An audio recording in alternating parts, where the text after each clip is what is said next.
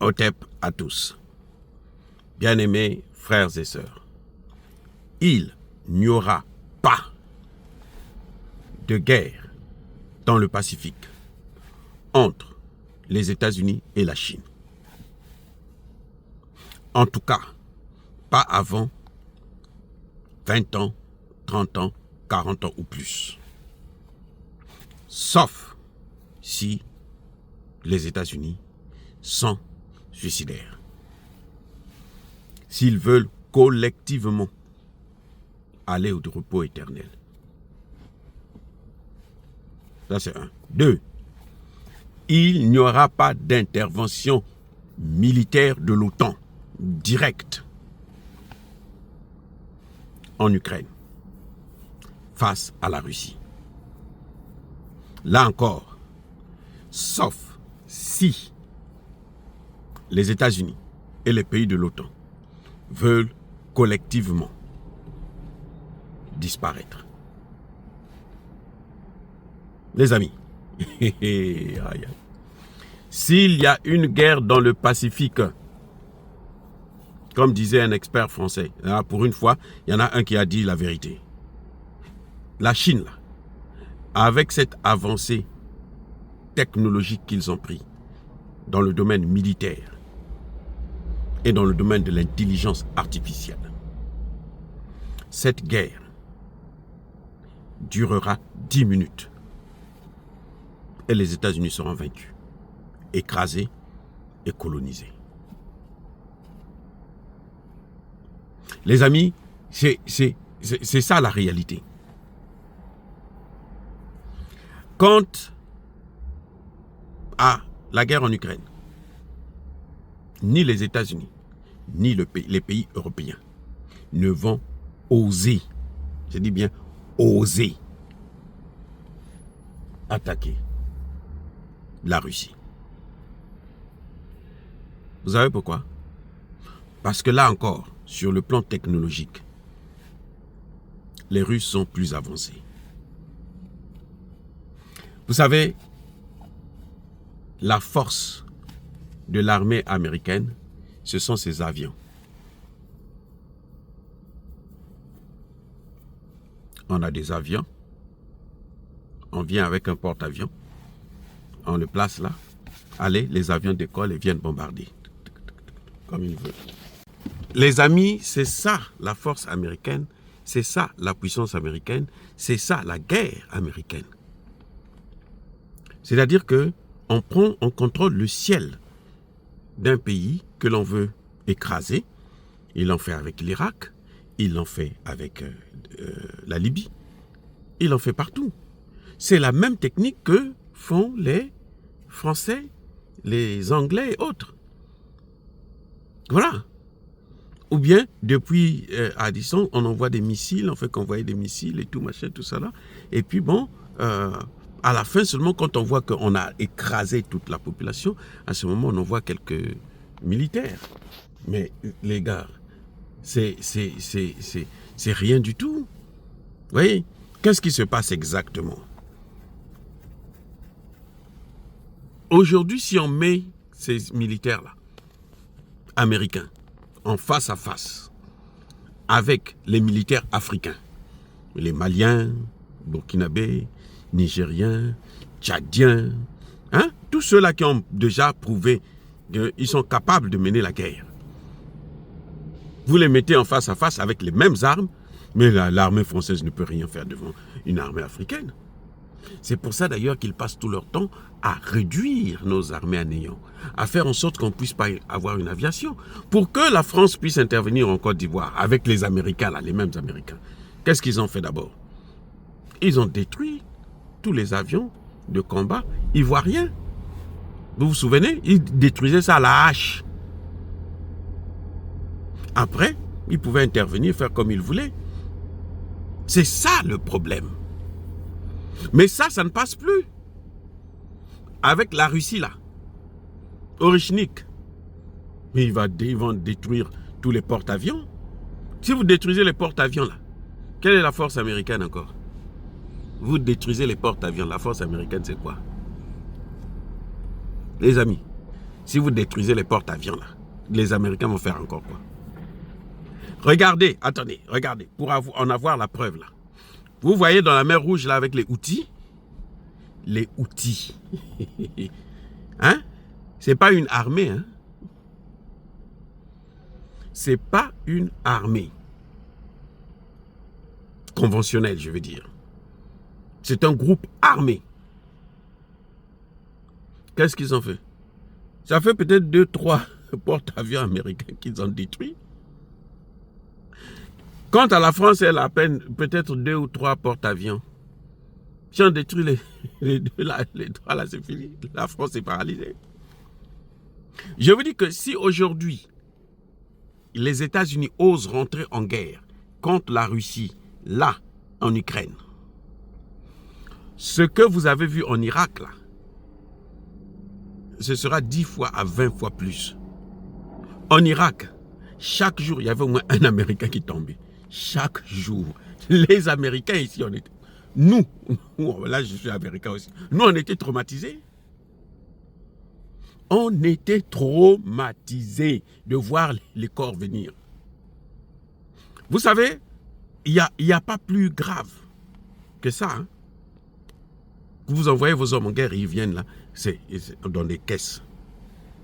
C'est pour ça que je ne comprends pas, c'est-à-dire que Paul Kagame, mais c'est un vrai criminel. Parce qu'au moment où je vous parle, là, chaque jour qui passe, ce sont des dizaines de Rwandais qui sont envoyés au repos éternel. Chaque jour qui passe. Et il est là, il est en train de tenir, il continue à envoyer d'autres. Et il sait que ils vont probablement être achevés là-bas. Donc, comme il n'a pas de cœur, ben, il peut le faire. George Bush a résisté. Mais à la fin du mandat de George Bush, personne ne voulait se tenir à côté de George Bush. Vous savez, c'est un président qui est en poste. Il est sortant. Quand il battait campagne, là, on ne voulait pas qu'il vienne parler. Même pour son camp. On dit non. Le seul grand crime de Bush, c'était ça, parce qu'on voyait les corps venir. Les gens, on amène le drapeau là, mais la famille ne va pas manger le drapeau. Le drapeau ne va pas remplacer l'enfant qui est parti. C'était grave. C'est pour ça que maintenant, de plus en plus, les gens ne veulent plus aller dans l'armée. Aujourd'hui, quand on fait le recrutement dans l'armée, là, on n'arrive pas à atteindre le quota nécessaire annuel. Vous voyez? Donc déjà, ils n'ont plus des hommes qui sont motivés. Ce que vous voyez dans les films là, c'est pas la réalité, hein. Les Rambo, les ceci, c'est un individu, un pauvre individu, soulard, qui fume et tout, machin, tout ça là, et puis il saute les femmes par-ci par-là, mais il n'y a rien de... Il n'est jamais parti en guerre. Rambo que vous voyez là, il n'est jamais parti en guerre. Vous voyez? Donc, avec la Chine, c'est pareil. La Chine, aujourd'hui, a plus de porte-avions que les États-Unis. Et la Chine est déjà à la technologie de 6e génération. 6. Nous, on est encore à 5. La Chine est déjà à 6.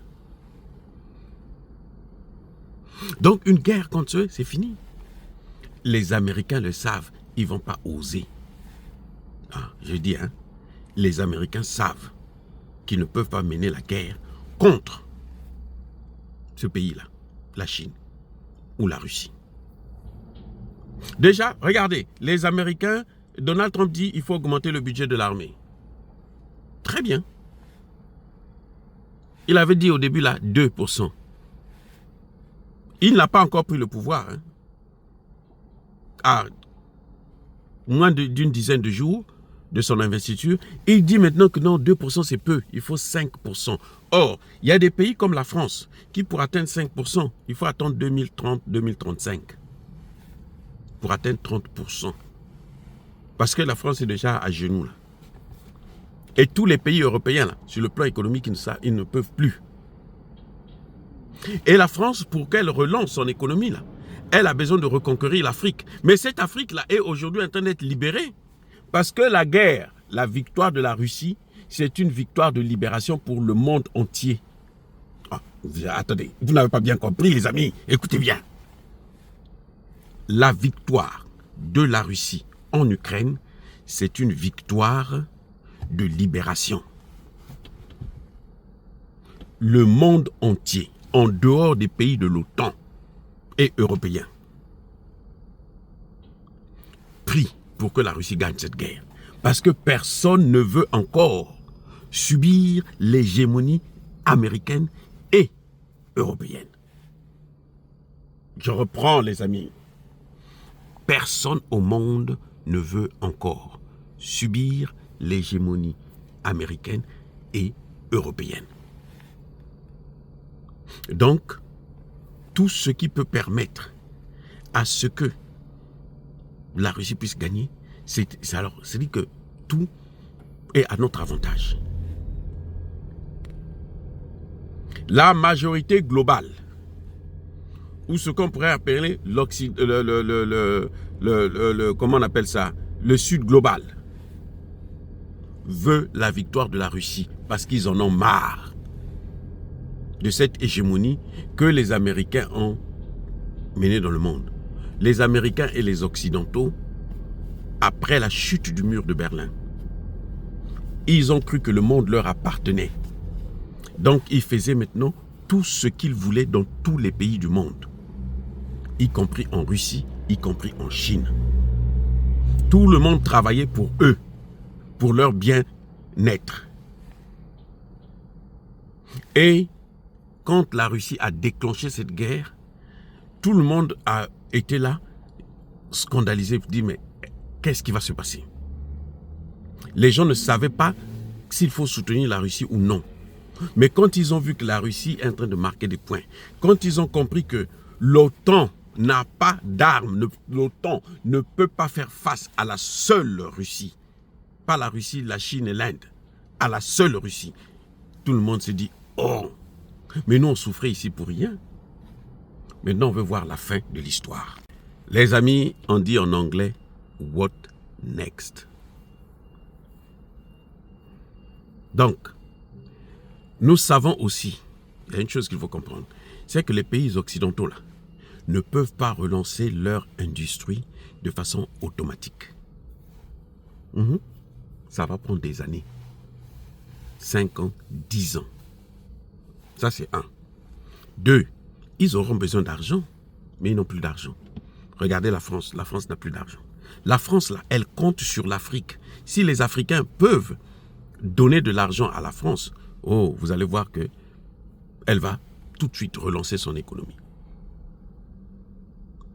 Si les Africains francophones, ceux qui utilisent le franc CFA là, reprennent à verser toutes leurs réserves en France, vous allez revoir, la France va repartir.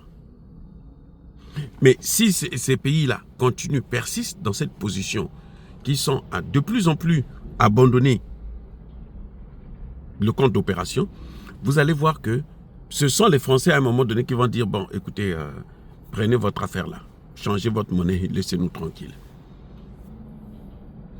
Et maintenant là, nous avons 3 pays.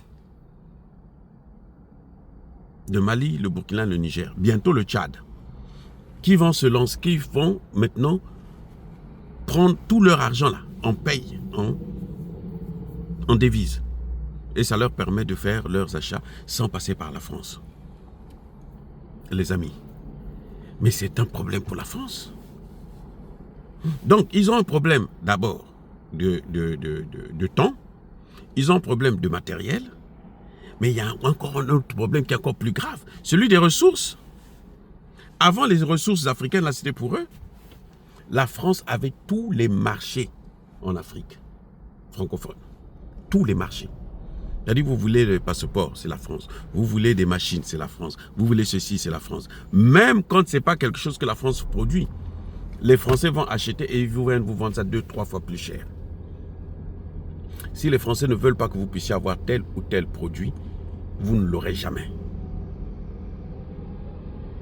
Et vos matières premières, là, avant de les vendre, vous devrez d'abord dire à la France, proposer à la France. Mais aujourd'hui, eh ben, vous avez les Chinois qui viennent avec beaucoup d'argent, les Indiens qui viennent avec l'argent, les Iraniens qui viennent avec l'argent, les Qataris qui viennent avec l'argent. Plus d'argent que les Français, les Allemands, Anglais et autres Américains.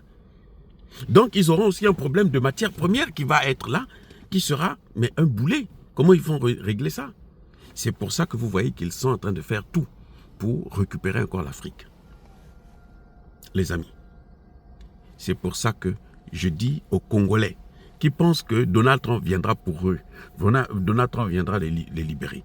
Si les pays européens arrivent à convaincre Donald Trump qu'il y a un problème de matière première, parce que la RDC là, c'est la chose de l'Amérique. Si Donald Trump se dit que moi, je veux continuer avec ce système-là, mais il va continuer à soutenir Kagame d'une manière ou d'une autre. Donc, ce que Tshisekedi est en train de faire là, c'est ce qu'il faut faire, mais il faut aller plus vite et plus rapidement. Dans les 10 jours qui viennent là, il faudrait qu'il lance, mais alors des offensives très très dures. Parce qu'après, Kagame va mettre en place un lobbying avec les Français qui travaillent pour lui, les Européens et tout, mais ça peut changer le cours de l'histoire. Donald Trump est imprévisible. Mais en tout cas, en ce qui concerne la guerre, ils ne peuvent pas faire la guerre contre la Russie et la Chine. Sinon, ils vont être laminés, écrasés. Soyez bénis, abondamment bénis par le Dieu des Kémites et par nos ancêtres angelisés. Mais que tous ceux qui persécutent le continent africain, le pillent et le déstabilisent, qu'ils soient noirs, blancs, chinois, arabes, juifs, indiens ou qui qu'ils soient punis, maudits, foudroyés, neutralisés, écrasés, effacés par le Dieu des Kémites et par nos ancêtres angélisés. Vive l'Afrique éternelle, j'ai dit et j'assume.